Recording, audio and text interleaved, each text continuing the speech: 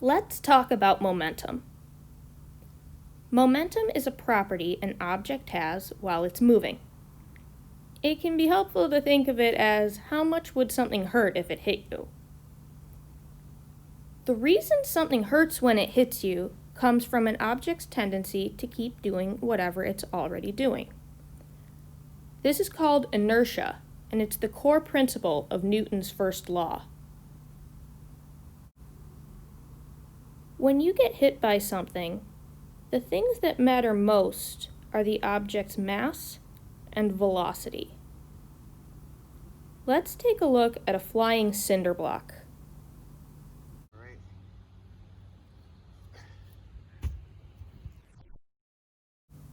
Now, let's look at a football thrown with the same speed.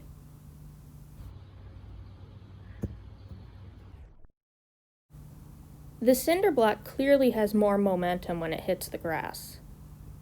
Something with a low mass, like the football, will need to be moving much faster to dig into the grass, like the block did.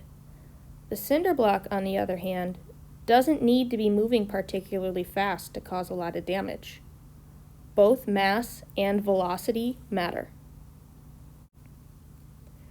This relationship is written out as P equals mv, where m signifies the mass and v is the velocity. Another way of writing this out is to say that momentum is equal to mass times velocity. This relationship is known as linear momentum. It's often what you think about when you see a collision, or it's demonstrated with a Newton's cradle. Where linear momentum refers to objects moving in straight lines, a rotating object has angular momentum. Just as inertia causes objects to move in straight lines, rotating objects maintain their motion due to rotational inertia. Like linear momentum, angular momentum depends on two quantities: moment of inertia and angular velocity. It's written out as L equals I omega. Moment of inertia is analogous to mass, but there's a bit more to it. We can think of mass as an object's resistance to acceleration, or how hard it is to make something move. This is different when dealing with rotation. Moment of inertia depends not only on what is rotating, but where it's rotating around. This accounts for how difficult it is to start something rotating. Moment of inertia relates every part of an object's mass to its axis of rotation. This can be done in several ways depending on the system, but in its most general form, it's written as the integral over the mass of r squared dm. To simplify this a bit, we can look at a less complex system. In this system, we have 4 blobs of mass at different radii from the rotation axis. Here, we can replace the integral with a summation, add up each mass and radius squared, and we get a value for the moment of inertia. The larger the moment of inertia, the harder something is to move. Take a throwing knife as an example. It can rotate about any axis, on or off the body. The moment of inertia is at its minimum when it's rotating about the center of mass. This means that the center of mass is the easiest place to get something to spin around. You can take advantage of this by holding it on end, and when it's released, you get a more controlled spin. So that's moment of inertia. This second term is angular velocity. It's represented by the Greek letter omega. Where linear velocity, for things moving across a distance, is measured in meters per second, angular velocity, which deals with circular motion, is measured in radians per second, or the measure of an angle over time. The last thing we need to talk about is vectors. A vector is a quantity associated with a direction, like 2 meters north or 5 miles per hour left. We've been using vectors this whole time. Momentum itself is a vector. It gets its direction from the velocity, which is also a vector. These values are written with arrows on top of them. The linear velocity vector is pretty straightforward. Just draw an arrow in the direction of motion. But the angular velocity vector is more abstract. When something is rotating, any given part of it will be changing its direction constantly. This means we need to find a different way to define this vector. There is one constant on a rotating body, and that is its axis of rotation. We will use this to define the vector using the right-hand rule.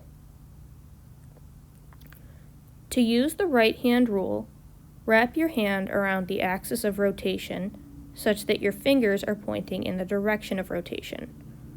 Whichever direction your thumb points in will define the angular velocity vector. Since we are dealing in 3 dimensions here, we will need to adopt additional notation.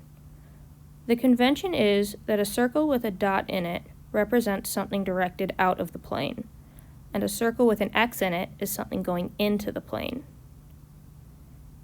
There is another way of notating this. If we are just looking for the value and we don't care about the direction, you can write a vector quantity like this. Here, we're just using the magnitude. We have established 2 equations for momentum. Let's break them back down. P signifies linear momentum, and L angular momentum. These represent both straight line and circular motion, respectively. M represents mass, and I moment of inertia. V is linear velocity, and omega is angular velocity. These 2 equations represent the same concepts in both linear and circular motion. Let's do an example. A 2-meter-long rod with a mass of 8 kilograms spins counterclockwise about its end. The rod completes a full rotation every 4 seconds and has a moment of inertia of 1/3 ml squared. What is the magnitude and direction of the angular momentum? Let's start with direction. The angular momentum will be in the same direction as the angular velocity. Using the right-hand rule, pretend to grab along the axis of rotation and curl your fingers in the direction of motion. This makes your thumb point out of the plane, so the angular momentum will be coming out. Now to find the magnitude. Our angular momentum equation is L equals I omega. I is given as 1/3 ml squared. Since mass and length are both given, we find the moment of inertia to be 32/3 kilogram meters squared. Angular velocity is delta theta over delta t. 1 full revolution is 2 pi radians, and the problem states that 1 full revolution takes 4 seconds. Plug that in, and we get omega equals pi over 2 radians per second. We previously established that to be in the outward direction, represented by a circle with a dot in it. Now we can plug in these values to our first equation, and we come up with an angular momentum of 32 pi over 6 kilogram meters squared per second in the outward direction.